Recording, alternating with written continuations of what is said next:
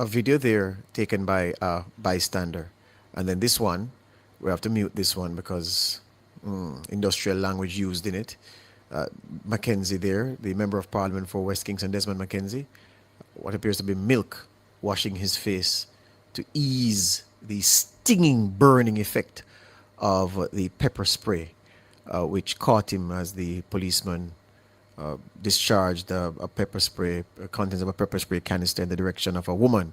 They were trying to apprehend at the scene of a demonstration this morning in West Kingston, consequent upon the shooting of a man by the police who were on an operation to apprehend wanted men. Indicom reached the scene. Now, we're being told that the line from the law enforcers is that, so remember now, Mackenzie was at his office early, and he's at his office early in the mornings.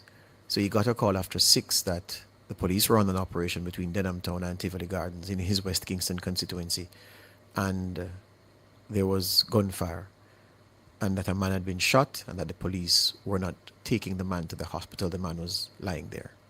He went there. Ebenezer Church is where the man was shot, and he prevailed upon the police to take the man to hospital. Our residents came, and they were upset, and one woman said something to the police, and she ran and behind Mackenzie, the MP, dodging the police. They're trying to apprehend her, and pepper spray was discharged, and it caught Mackenzie flush in the face. He had to remove the glasses, and you saw there from the videos residents helping to soothe the effect of the pepper spray.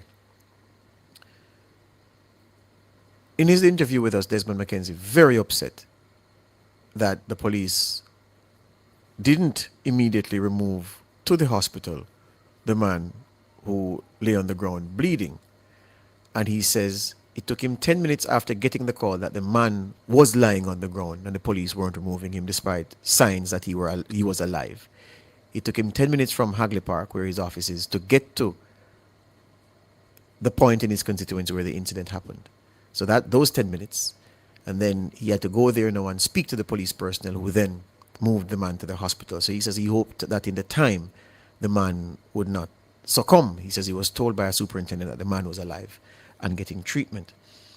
We're being told now that the word from the police is that they couldn't get to move the injured man because the scene became hostile based on the heavy gunfire that the police came under from men in the community. We understand that that's what the police are saying to explain why this gentleman was lying on the ground in the Ebenezer churchyard and not being moved to hospital. That's the police's line, we're being told. Well, Indicom are on the scene. They've been there